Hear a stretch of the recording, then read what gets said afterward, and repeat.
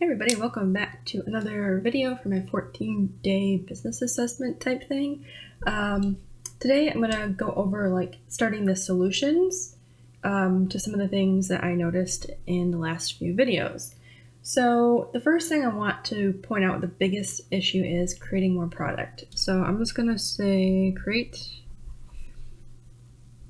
more product solution. Underline that. So in the last video, I'm just talking about my assets and kind of like thinking about how I could use my Cricut and 3D printer to make more product without like eating up a lot of time. One of the solutions I came up with was like using already made shapes as a starting point. So if I have a 3D print, like the pumpkin I was showing, and I redid that whole model and it prints just fine, then that means I can take that overall shape and use that for a different model to 3D print. So I need to utilize already made product as a base. That will actually save me a lot of time in not only making new stuff, but also reducing like errors for prototyping when I go to actually print and cut and everything. So I could also take that a step further and like do colors. So colors, if I already have the print setting,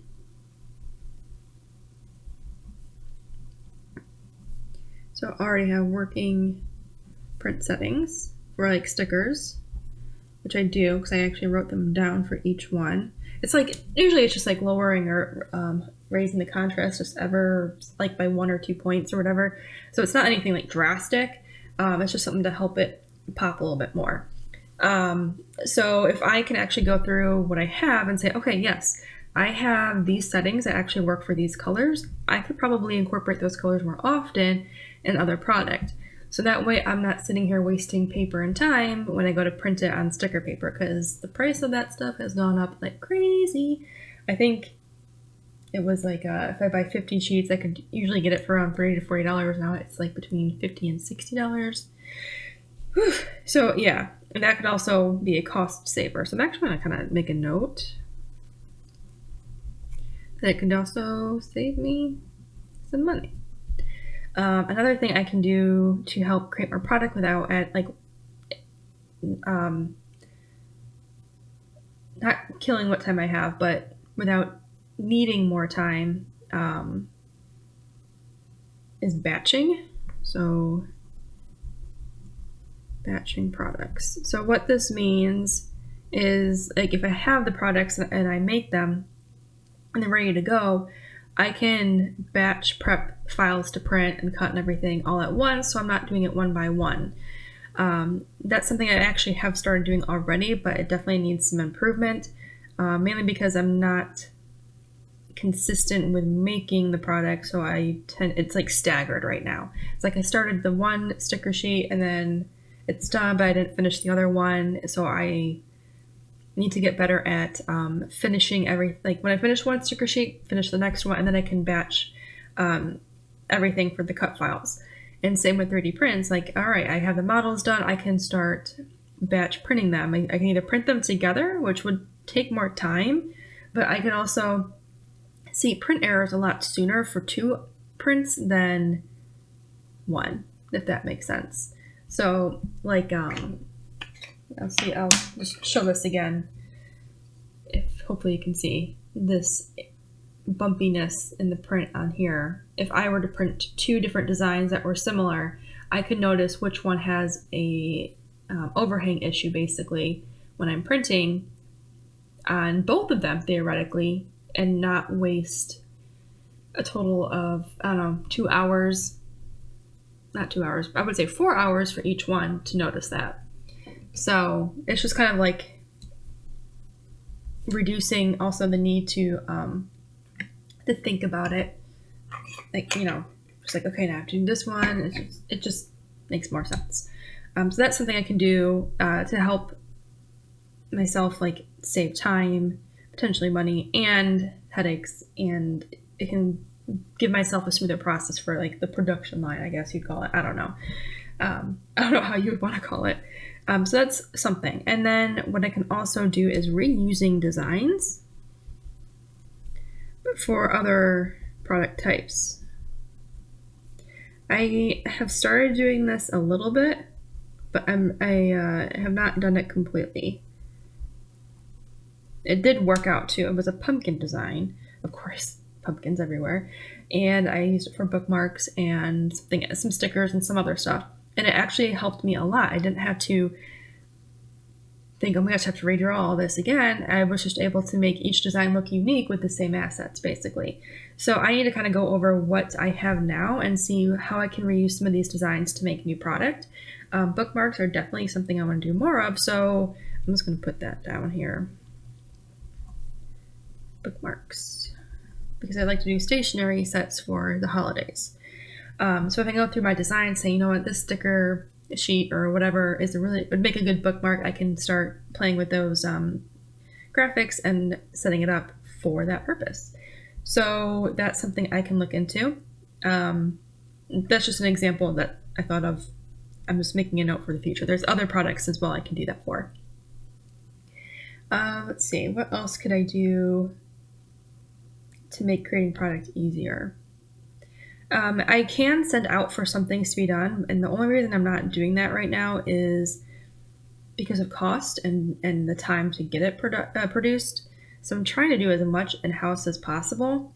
This also helps control quality.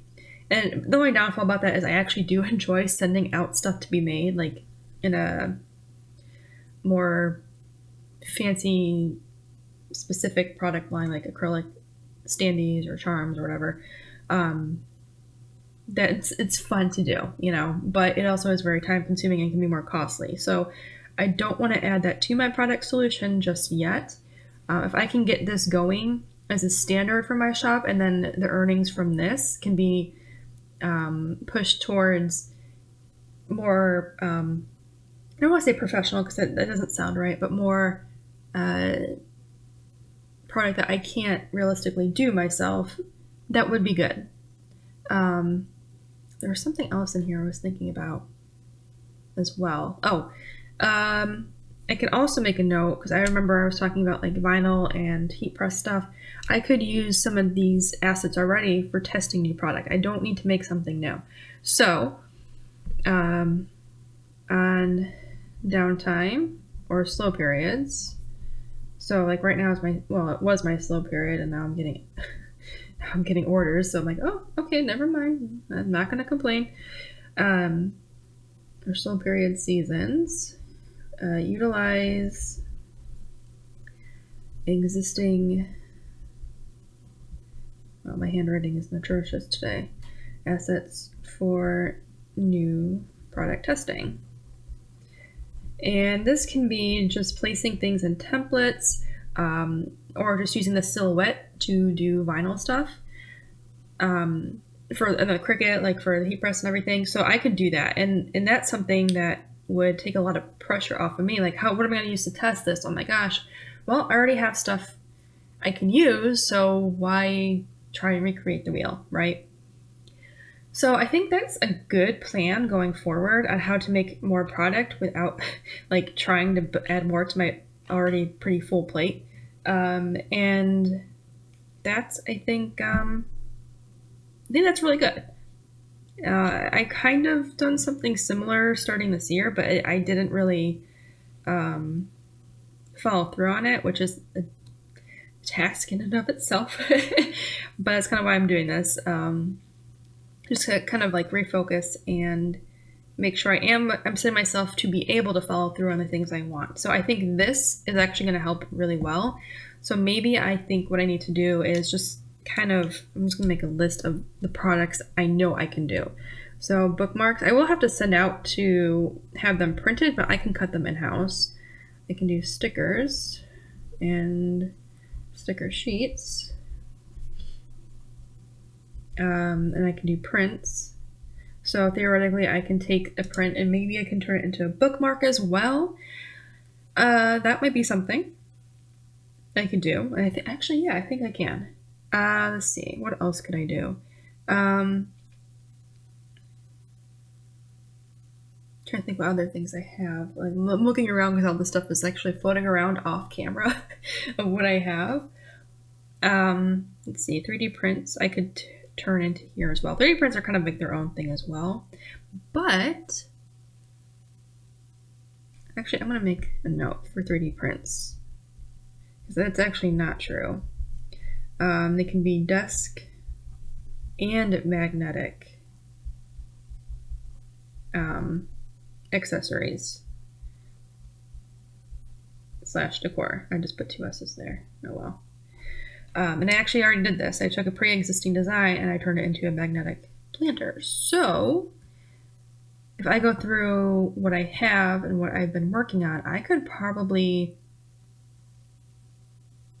change up some things and like take some of those designs and say, this is not just a planter, but now we can do like a pen holder or something. So I can also do that. And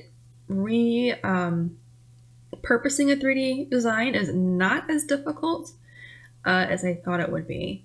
When I first did the testing, it's just more the prototyping with a 3D print, making sure everything's correct. The most obnoxious part is making sure the magnetic holes are sized properly because of scale between the 3D program and the 3D slicing software and all that stuff. And then sometimes there's like a little bit of shrinkage or expansion when you actually print it. It's just a thing. But I would rather deal with just that because I can just stop a print and test one hole and then be done. Or I can just set up a process. I'm just going to make a note here too. Create process. So everything has to be within a certain size in the 3D program and a certain scale in the 3D slicing program, and then to print, and then I won't have as many problems. So if I can do that, that would work. And that should be pretty easy. All right, so I'm feeling good about this. If you are watching this video and you are struggling to kind of figure out how to make more product, have you thought about any of this yourself? If so, let me know. If not, also let me know. Does this help you give ideas for your own designs? Like, if you're someone that often sends things out to be made, which is totally fine, nothing wrong with that at all. Have you thought about maybe repurposing those designs for anything else to kind of give yourself a little bit more product without adding more to your plate? You know, because it helps. Like, I'm not saying take a design and put it on 50 different products, but like another 2 or 3 things, and maybe set up in a different situation or design or layout, that could help, you know. Yeah, so let me know. Thank you guys for watching this. Next video, we're going to be talking about video content, and that'll be interesting. Thanks for watching, and I'll see you in the next one.